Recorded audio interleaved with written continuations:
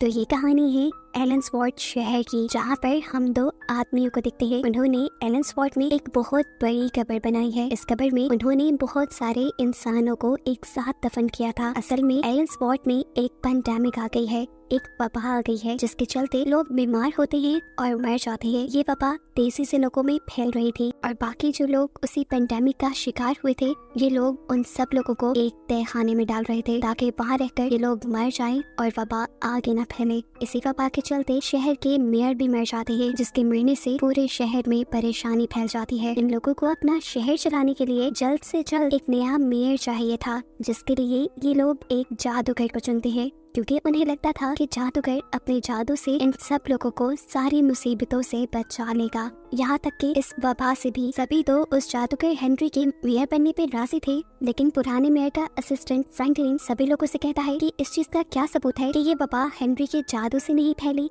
ये भी तो हो सकता है कि ये वबा जादूगर ने ही फैलाई हो ताकि मेयर मर जाए और इसे नया मेयर बना दिया जाए। लेकिन हेनरी और इस शहर का कोई भी आदमी फ्रैंकलिन की बातों पे ध्यान नहीं देता और हेनरी सब लोगों से कहता है कि अगर आप लोगों ने जल्दी कोई फैसला ना किया मुझे मेयर बनाने का, तो यहाँ और भी बड़े बड़े नुकसान हो सकते हैं। इतनी ही देर में हेनरी के पास उसकी बेटी भी आती है, जिसके भी हाथों पे छाले पड़ चुके थे, यानी वो भी पैंडेमिक का शिकार हो गई थी और जल्द ही मरने वाली थी। ये देखकर हेनरी कहता है बस बहुत हो गया, अब मैं इसका इलाज करके ही रहूंगा। वो अपने जादू से इस पेंडेमिक को खत्म करने का फैसला करता है और सारे शहर वाले उसका साथ देने को तैयार हो जाते हैं। अगले सीन में दिखाया जाता है कि हेनरी अपने जादू की मदद से उस पेंडेमिक को तो खत्म कर देता है, लेकिन इतना ताकतवर जादू इस्तेमाल करने के साइड इफेक्ट में इन सब के सर पे एक नई मुसीबत आ गई थी। हेनरी के इस जादू की वजह से इस शहर में एक बहुत बड़ा मॉन्स्टर आ गया था, जिसे वो कंट्रोल नहीं कर पाता। उसको कंट्रोल करने का सिर्फ एक ही रास्ता था कि साल में एक दफा उसे किसी इंसान की बलि दी जाती थी,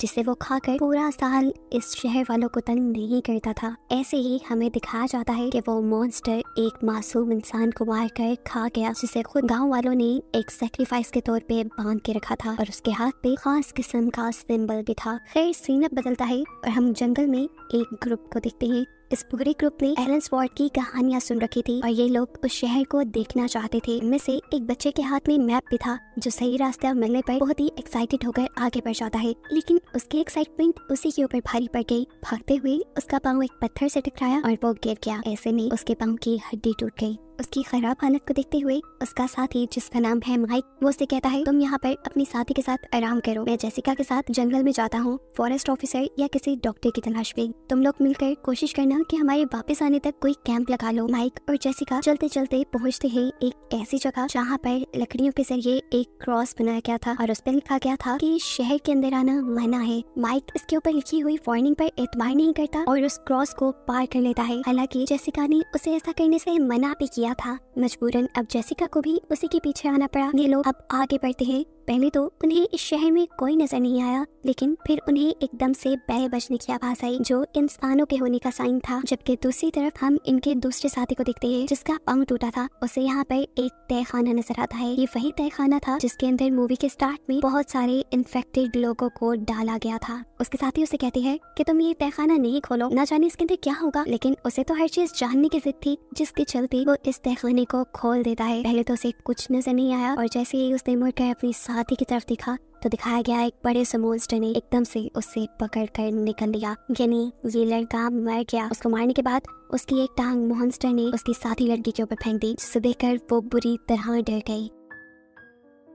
इसके बाद मॉन्स्टर खुद उस तहखाने से निकल आता है, जिसे देखकर वो लड़की और भी ज्यादा डर जाती है और वहाँ से भागने की कोशिश करने लगती है, लेकिन ये मॉन्स्टर भी उसका पीछा करने लग जाता है। यहाँ सीन कट होकर हमें एक हॉल में इस शहर के लोगों को दिखाया जाता है, जहाँ पर हम जादूगर हेनरी और शहर के बहुत से लोगों को देखकर ये जान चुके थे कि ये एलेंसवॉर्थ शहर है, जिसके अंदर वो दोनों बच्चे आ गए। हैरानी की बात थी, इतने साल गुजर चुके थे, लेकिन हेनरी और उसके सारे शहर वाले बिल्कुल पहले जैसे ही थे। यहाँ तक कि इस शहर में कोई बच्चा भी नजर नहीं आ रहा था, जैसे ही शहर बदला ही ना हो। यहाँ पर जादूगर हेनरी अपनी छड़ी घुमाता है और छड़ी में से निकली हुई रोशनी एक लड़की के ऊपर रुक जाती है और उसके हाथ पे एक अजीब सा सिंबल बन जाता है। इसका मतलब था कि अब ये लड़का अपने शहर वालों को 1 साल तक बचाने के लिए उस मॉन्स्टर का खाना बनेगा। ये सब देखकर हेनरी की बेटी बहुत ज्यादा गुस्सा हुई। उसने कहा, डैड बस बंद भी कर दिए सब, तब तक हम उस मॉन्स्टर के लिए एक एक करके अपने शहर वालों को मारते रहेंगे। हमें उसे मारने का कोई तरीका ढूंढना चाहिए। ऐसे तो एक एक करके एक वक्त वो आएगा जब हम सारे शहर वाले उसी का खाना बन के खत्म हो जाएंगे। क्या हम उसका चारा बनने के लिए ही जी रहे हैं? ये सब कुछ वो दोनों बच्चे बाहर खड़े हुए विंडो से देख रहे थे। इससे पहले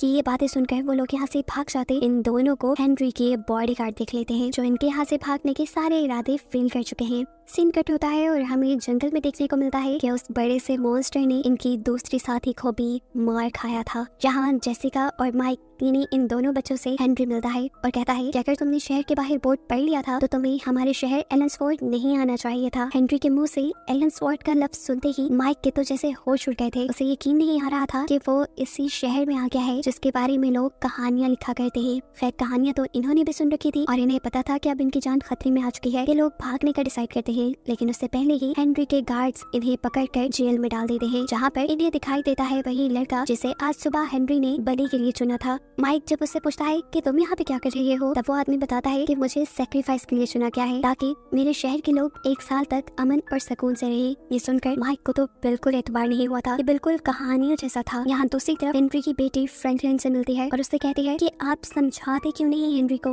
एक एक करके कई लोग उस मॉन्स्टर का शिकार बन चुके हैं। क्या हम उस मॉन्स्टर का चारा बनने के लिए जी रहे हैं? हमें हर हाल में उसे मारने का तरीका अब ढूंढना ही होगा। जहाँ हेनरी को ये भी मालूम हुआ था कि माइक और जेसिका के 2 और दोस्त भी जंगल में थे। उसके जो गार्ड्स उन दोनों साथियों को ढूंढने के लिए गए, जंगल में जाते ही दोनों मॉन्स्टर का शिकार बन गए। यहाँ फ्रैंकलिन हेनरी की बेटी के कहने पर हेनरी से बात करने के लिए आया था। वो सबसे पहले हेनरी से सवाल करता है कि तुमने जो उन दोनों बच्चों को पकड़ा है तुम उनका क्या करोगे? जवाब में हेनरी कहता है कि मैं उनका सैक्रिफाइस करवाऊंगा। ये सुनकर फ्रैंकलिन को शॉक लगा, क्योंकि आज से पहले तक उसे लगता था कि हेनरी की जादुई छड़ी लोगों को सैक्रिफाइस करने के लिए चुनती है, लेकिन आज उसे ये बात मालूम हो गई थी कि हेनरी खुद लोगों को सैक्रिफाइस करने के लिए चुनता है। और ये बात फील होते ही वो हेनरी से कहता है, मुझे लगता है कि ये सारा कुछ तुम्हारा किया धरा है। तुमने जादू किया मेयर बनने के लिए, लेकिन वो जादू तुमसे कंट्रोल ना हो पाया और उसके चक्कर में हम इस मॉन्स्टर के कर्स में आ गए। यानी हमें इस मॉन्स्टर का श्राप मिला, वो भी तुम्हारे जादू की वजह से। यहाँ पर हेनरी की बेटी जेल में एक लड़के से मिलती है, उसी लड़के से जिसे सैक्रिफाइस के लिए चुना गया था। वो उसे बताती है कि तुम्हारी जान बख्शी गई है, अब तुम्हारी जगह इन दोनों का सैक्रिफाइस देंगे मेरे डैड। ये सुनकर वो खुश नहीं होता,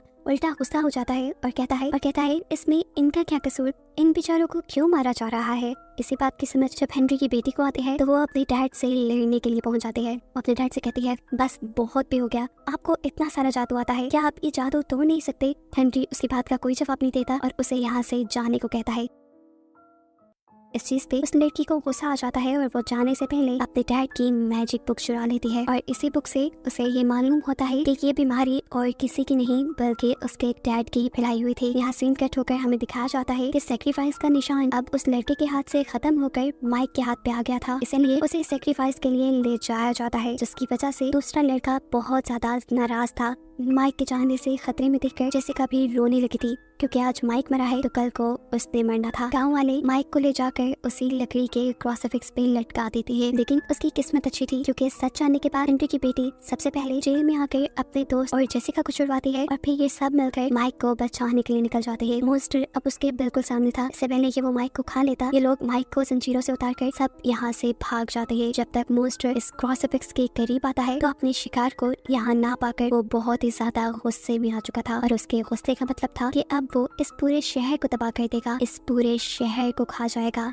यहाँ भागे हुए लोग यानी हेनरी की बेटी, उसका दोस्त माइक और जेसिका वो एक खास बाउंड्री लाइन तक पहुँचते हैं। हेनरी की बेटी जेसिका और माइक से कहती है, तुम दोनों इस लाइन को पार करके यहाँ से भाग जाओ, तुम्हारी जान बच जाएगी, लेकिन हम इस बाउंड्री लाइन को पार नहीं कर सकते क्योंकि हम किसी मैजिकल स्पेल में बंधे हुए हैं। अभी वो लोग यही बात कर रहे थे कि इनके पीछे मॉन्स्टर आ गया। मॉन्स्टर का गुस्सा देखते हुए जेसिका कंफ्यूज हो जाती है और नीचे गिर जाती है। उसकी जान बचाने के लिए हेनरी की बेटी का दोस्त उसकी मदद करता है और उसे उठाकर बॉर्डर के पार ले जाता है, जिसकी वजह से वो खुद भी जलकर राख हो गया। मॉन्स्टर अभी तक जेसिका का पीछा करना चाहता था, लेकिन वो नहीं कर पाया क्योंकि वो खुद भी उन्हीं मैजिकल स्पेल्स यानी जादू मंत्रों में फंसा हुआ था। हेनरी की बेटी भी यहाँ मॉन्स्टर को चकमा देकर गायब हो जाती है। अगली सुबह जब शहर में सब लोग उठते हैं तो देखते हैं कि उनका सैक्रिफाइस तो पूरा हुआ ही नहीं था। सिर्फ यही नहीं बल्कि अब हेनरी भी शहर में नहीं था। ये एक बहुत बड़े खतरे की अलामत थी, इसीलिए फ्रैंकलिन यानी हेनरी का असिस्टेंट सभी शहर वालों को हॉल में इकट्ठा होने को कहता है। असल में हेनरी अपनी बेटी को ढूंढने के लिए जंगल में आया था। यहाँ माइक और जेसिका जो कि भागते भागते जंगल से बाहर सड़क तक आ गए थे, वो डिसाइड करते हैं कि वो किसी करीबी पुलिस स्टेशन जाएंगे और पुलिस के साथ यहाँ वापस आकर अपने बाकी दोनों साथियों को बचाएंगे। यहाँ जंगल के अंदर दिखाया जाता है कि हेनरी को उसकी बेटी मिल गई थी, लेकिन वो उससे बहुत ज्यादा नाराज थी। उससे कहते हैं, मुझे पता है कि ये सब आपका ही किया धरा है, आपके ही जादू की वजह से वो मॉन्स्टर हमारी जानों के पीछे पड़ा हुआ है। उस समय हेनरी जैसे ही उसकी तरफ पड़ता है तो यहाँ उसकी बेटी अपने गले में पहने हुए लॉकेट की मदद से उसके हाथ से उसकी जादू की छड़ी दूर गिरा देती है। साफ मतलब था कि उसने अपने डैड की जादुई बुक से कुछ जादू सीख लिया था। अपने डैड को अकेला जंगल में छोड़कर अब वो वापस आ गई। उसने शहर में आके फ्रैंकलिन और शहर वालों से कहा कि अब हमें उस मॉन्स्टर से डरने की जरूरत नहीं, जल्द ही हम उस मॉन्स्टर से छुटकारा पाएंगे। हमें बस कुछ बड़ा प्लान करना होगा और एक साथ मिलकर काम करना होगा, लेकिन उससे पहले तक भी हमें मॉन्स्टर से बचना है। इसके लिए मैं आप सबको एक मैजिकल स्पेल यानी जादू मंत्र बताती हूँ। सब अपने घर में एक एक कैंडल जलाकर उस मंत्र को पढ़ ले और अपने घरों के बाहर नमक से एक दायरा बना दे, जिसकी वजह से ये मॉन्स्टर उनके घरों में हमला नहीं कर पाएगा। अब क्योंकि हेनरी तो यहाँ था नहीं, इसीलिए सभी लोग हेनरी की बेटी को हेनरी की जगह मानकर उसकी बात मानते हैं और अपने घर में एक एक कैंडल जलाकर उसका बताया मंत्र पढ़ते हैं और अपने घरों के साइड पे व्हाइट कलर का यानी नमक से एक दायरा बना लेते हैं। जैसे ही अब मॉन्स्टर उनके शहर पे हमला करने आता है तो वो कई घरों में उनकी बनाई इसी बाउंड्री की वजह से नहीं जा पाया। लेकिन यहीं पर एक आदमी जो उस मॉन्स्टर को अपने घर के सामने देख चुका था वो घबरा गया। गड़बड़ी में उससे कैंडल नीचे गिर गई और उसकी कैंडल के बुझने से उसके घर के इर्द गिर्द बनी हुई जादुई बाउंड्री भी टूट गई और ऐसे मॉन्स्टर ने उसको और उसकी बेटी को हमला करके मार डाला और खा लिया। ये सब फ्रैंकलिन ने भी अपनी आंखों से देख लिया था और वो खुद भी बहुत ज्यादा डर चुका था। उसने भी अब फैसला कर लिया था कि वो इस मॉन्स्टर को खत्म करके ही रहेगा। इन सबको मारने के बाद मॉन्स्टर दोबारा जंगल में चला जाता है, जहाँ अब उसकी नजर पड़ जाती है हेनरी पर। उसके पास क्योंकि जादू की छड़ी नहीं थी, इसीलिए वो उसके जादू के कंट्रोल में नहीं आ पाया और उसने हेनरी पर भी हमला करके उसे मार डाला। यहाँ शहर में हमें दिखाया जाता है कि माइक और जेसिका पुलिस स्टेशन पहुंचे। उन्होंने पुलिस को एलेंसवॉर्थ शहर के बारे में बताया और ये भी बताया कि कैसे उनके साथ ही और वहाँ पर मौजूद कई लोग खतरे में हैं। वो चाहते थे कि पुलिस आकर उनकी मदद करे, लेकिन एलेंसवॉर्थ नामी शहर का नाम सुनते ही पुलिस वाले इन्हें पागल समझने लगे, क्योंकि पुलिस के मुताबिक वो शहर सिर्फ किताबों में बसता था। माइक जब इंसिस्ट करता है उन्हें कि आप मेरी बात माने, मेरी बात सुने, तब पुलिस को लगता है कि जरूर ये लोग किसी ड्रग का नशा करके आए हैं। इसी जुर्म में इससे पहले कि ये इन दोनों को अपने जेल में डाल देते, माइक होशियारी दिखाता है और उन्हीं के पास से उनकी पिस्टल को चुराते हुए उनकी कार लेकर दोबारा जंगल के अंदर आ जाता है। एलेंसवॉर्थ के सारे शहरियों को बचाने के लिए जंगल में आकर इनका सामना हुआ दोबारा उसी मॉन्स्टर से, जिसे देखकर जेसिका दोबारा डर गई, लेकिन यहाँ माइक ने उसे गोली मारी और वो डर गई, यहाँ से चला गया। अब जल्दी से माइक और जेसिका आए शहर के हॉल तक, जहाँ पर हेनरी की बेटी सभी शहर वालों को इकट्ठा करके खड़ी थी। माइक उसे बताता है कि हमारा सामना अभी मॉन्स्टर से हुआ था, लेकिन हमने उसे जब गोली मारी तो वो डर के वहाँ से भाग गया। इसका मतलब था कि उस मॉन्स्टर को मारा जा सकता है।